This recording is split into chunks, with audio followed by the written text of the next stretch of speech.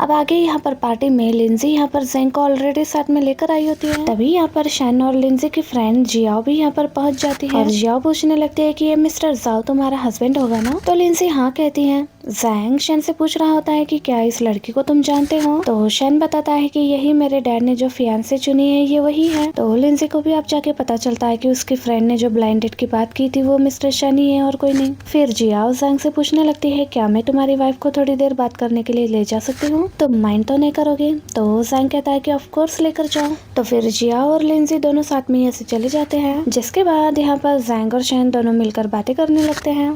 तो जैंग यहाँ पर कहने लगता है वैसे अच्छा ही होगा अगर तुम्हारी शादी इस लड़की से हो जाए तो तुम मेरे बेस्ट फ्रेंड हो और तुम्हारी वाइफ की बेस्ट फ्रेंड मेरी वाइफ है। और इतने में जैंग को उसके इंटर्न का मैसेज आता है। तो वो शन से कहता है कि मैं जा रहा हूँ, तुम यहाँ का सिचुएशन संभाल लेना। तो इतने में लिंजी वापस आती है तो जैंग उसे बताने लगता है कि मैं कंपनी के काम से जा रहा हूँ तो शन तुम्हें घर ड्रॉप कर देगा। तो शन भी कहने लगता है कि जाओ जाओ, तुम्हारी वाइफ बहुत ही अंडरस्टैंडिंग है, वो समझ के ले लेगी कि तुम काम में बिजी रहते हो। जैंग कहता है ठीक है और हाँ याद रखना मेरी वाइफ को सेफली घर पहुँचा देना। शन कहता है तुम उसकी फिक्र मत करो, जाओ तुम अपना काम करो। फिर शन लिंजी के पास बैठकर उसका हाथ पकड़ने लगता है। वो कहती है हम यहाँ पार्टी में है, कोई देख लेगा। फिर जियाओ के वापस आने पर ये दोनों दूर हो जाते हैं। फिर पार्टी के बाद शन यहाँ पर लिंजी के पास आकर उसे कहने लगता है तुम्हारा हस्बैंड तो आज घर पर नहीं आने वाला है। लिंजी कहती है कि आखिर तुम्हें कैसे पता। तो शन कहने लगता है कि वो इंटर्न प्रेग्नेंट हो चुकी है तो अभी वो उसके साथ हॉस्पिटल गया हुआ है। जिसके बाद लिंजी और शन घर आ जाते हैं और ये दोनों नाइट स्पेंड करते हैं।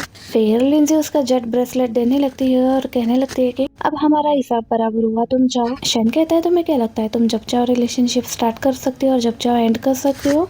बिल्कुल भी नहीं, मैं पूरी जिंदगी भर तुम्हारा पीछा नहीं छोड़ने वाला। तो लिंजी कहती है ठीक है फिर हम एक डील करते हैं, जब तुम मुझसे थक जाओगे ना तो तुम मुझे बता देना और तब हमारे बीच में सब कुछ खत्म होगा। शन कहता है कि तुम्हें ऐसा तो नहीं लगता कि मुझे तुमसे प्यार हो गया है और तभी मैं तुम्हारे पीछे पड़ा हूँ। तो लिंजी कहती है कि मैं तुम्हारी जितनी कॉन्फिडेंट नहीं हूँ। तो शन कहता है कि अगर मैं कहूँ यही रीजन है कि मुझे तुमसे सच में प्यार हो गया है तो फिर क्या तुम मुझे एक चांस दोगी। तो लिंजी कहती है बिल्कुल भी नहीं। शन कहता है ठीक है फिर, मुझे वैसे भी तुम जैसी टाइप की लड़की बहुत ज्यादा पसंद है, लेकिन मैं तुम्हें अपने बारे में बता दूं, मैं बहुत ज्यादा शेमलेस और मैं इतनी जल्दी पीछा नहीं छोड़ता। और ये कहकर वो चला जाता है। नेक्स्ट मॉर्निंग शन को एक लड़की की कॉल आती है जो कि अपने बच्चे को लेकर उसके बिल्डिंग के बाहर पहुंच गई होती है और उसे कहने लगती है कि उसका बेटा शीशी बहुत ज्यादा बीमार और इसके पास कोई भी ऑप्शन नहीं था। तो शन कहता है कि ठीक है मैं तुम्हारी मदद करूंगा। दूसरी तरफ लिंजी की फ्रेंड उसे उसके हस्बैंड की पूरी चीटिंग वाले एविडेंस बनाकर उसे दे देती है। कहती है लॉयर से भी अच्छे से बात हो गई है तो बताओ तुम कब डाइवर्स लेने वाली हो। तो लिंजी कहती है कि बस आज ही रात में उससे बात करने वाली हूँ।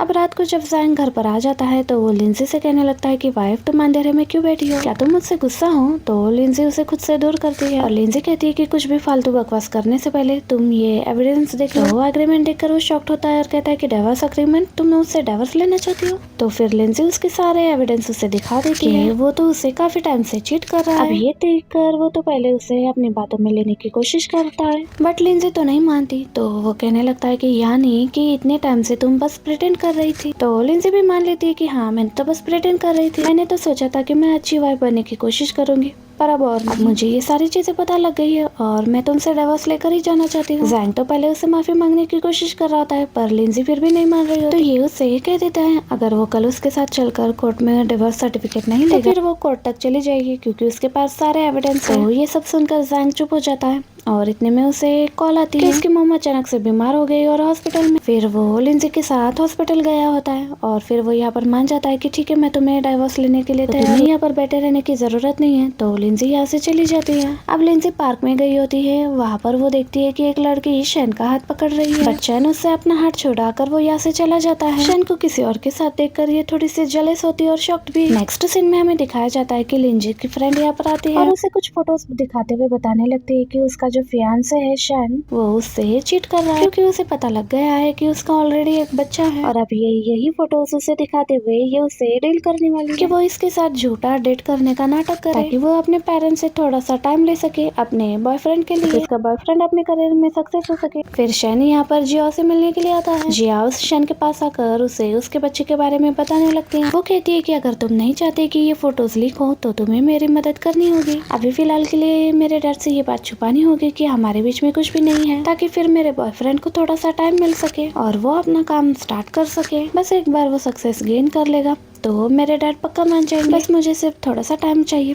तो शैन इसके डील को मान लेता है। अब नेक्स्ट डे शैन का ये कार से जा रहा होता है और वो जिसे कॉल से बात कर रहा होता है उसे बता रहा होता है उसका थोड़ी ना है, और उसकी ऐसी आदत नहीं है कि वो बाहर अफेयर करे और वो भी ऐसे काम करे। एंड देन हम देखते हैं कि फाइनली लिंजी का भी उसके हस्बैंड सैंग के साथ डाइवोर्स हो चुका है। एंड देन ये दोनों जब डाइवोर्स रेप्लिकेट लेकर बाहर आते हैं, ये पूछता है कि डाइवोर्स के बाद तुम्हारा क्या प्लान है, तुम अब कहाँ पर रहने वाली हो, तुम चाहो तो हमारे पुराने घर में रह सकती हो, मैं वो तुम्हें दे दूंगा। तो लिंजी मना करती है कि मुझे नहीं चाहिए। तभी उसकी फ्रेंड जियाओ यहाँ कर उसे पिक करने लगती है और वो यहाँ पर जैंग को बातें सुनाने लगती है कि वो सच में कितना खराब है। उसे उम्मीद नहीं थी कि वो उसके फ्रेंड के साथ ऐसा करेगा। फिर वो यहाँ से लिंजी को कार में बिठाकर अपने साथ ले जाती है। वो कहती है कि तुम रहने की जगह का बिल्कुल फिक्र मत करो, मैंने तुम्हारे लिए ऑलरेडी एक जगह खरीद ली है और वो घर तुम्हारे लिए बेस्ट रहेगा। और वो उससे पूछने लगती है कि अब आगे की तुम्हारे क्या प्लान्स हैं। तो लिंजी कहती है कि पहले तो मैं अपने स्टेप फादर की कंपनी को छोड़ने वाली हूँ, मुझे वहाँ वैसे भी काम नहीं करना। नेक्स्ट सीन में देखते हैं जैंग जो कि अपने फ्रेंड्स के साथ ड्रिंक करने के लिए गया था, क्योंकि वो डिवोर्स के बाद बहुत ही ज्यादा अपसेट होता है और अपने फ्रेंड्स के साथ ये सारी चीजें शेयर कर रहा होता है।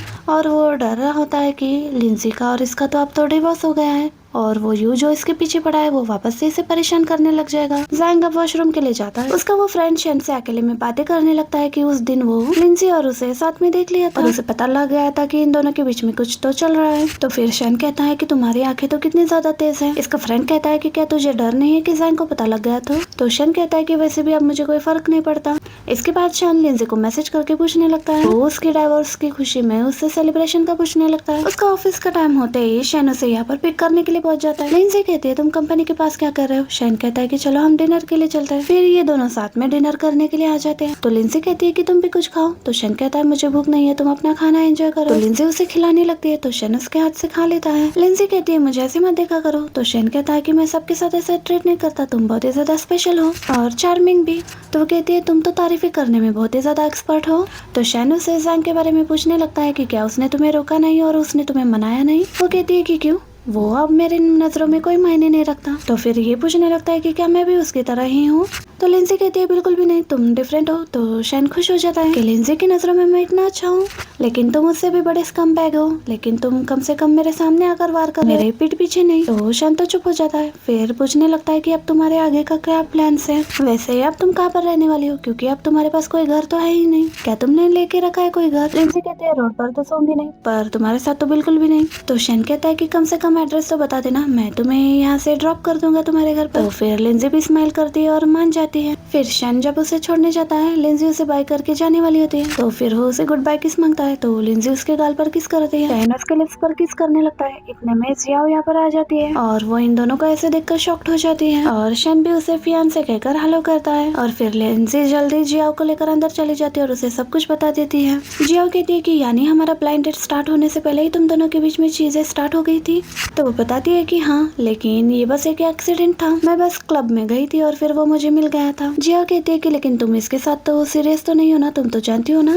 इसका तो एक बच्चा भी है ना। तो वो कहती है कि तुम फिक्र मत करो, हम दोनों बस सिर्फ टाइम पास कर रहे हैं। और फिर नेक्स्ट डे जब लिंजी कंपनी में आती है किसी क्लाइंट से मिलने के लिए और वो जाकर देखती है तो उसे पता चलता है कि वो तो जैंग है। तो उससे पूछने लगती है कि तुम यहाँ पर क्या कर रहे हो और इन दोनों में आर्गुमेंट शुरू हो जाती है और इतने में यहाँ पर लू भी आ जाता है और इन दोनों के बीच में फाइट शुरू हो जाती है। तो फिर लिंजी पुलिस को कॉल करके सब कुछ बता देती है और फिर इन लोगों को फिर पुलिस स्टेशन में जाना पड़ता है। ऑफिसर पूछता है तो लिंजी कह देती है कि इसका इन दोनों से कुछ भी लेना देना नहीं, एक तो उसका एक्स हस्बैंड है और एक तो उसका स्टेप ब्रदर है और दोनों के साथ इसका कोई ब्लड रिलेशन नहीं है और ये दोनों भी इसके लिए कोई मायने नहीं रखते। अब यही यहाँ से बाहर निकलती है तो शैन इसे पिक करने के लिए पहुंच जाता है। शैन तो उसके लिए ब्रेकफास्ट भी लाया होता है। ये देखकर लिंजी शॉक्ड हो जाती है कि वो उसकी कितनी केयर करता है। लिंजी को उसकी मदर का मैसेज आता है और वो अपने स्टेप ब्रदर के लिए उस पर चिल्लाने लगती है कि आखिर वो कैसी बेटी है और ऐसे करके बहुत सारी बातें सुनाने लगती है। लिंजी कुछ भी रिप्लाई नहीं कर रही होती तो शैन इसके हाथ से फोन ले लेता है और वो उसकी मॉम के लिए एक अच्छा सा रिप्लाई लिख कर सेंड कर देता है और कहता है कि तुम्हें उन्हें ऐसे ही जवाब देना चाहिए,